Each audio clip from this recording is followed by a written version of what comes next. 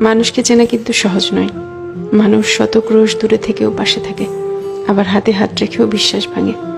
মানুষ গভীর ভালোবাসাও গোপন রাখে, আবার প্রতারণার ইচ্ছা নিয়েও অকপটে বলে দেয় ভালোবাসি। মানুষ থাকবো বলেও হারিয়ে যায়, চলে যাচ্ছি বলে বারবার পিছু ফিরে তাকায়।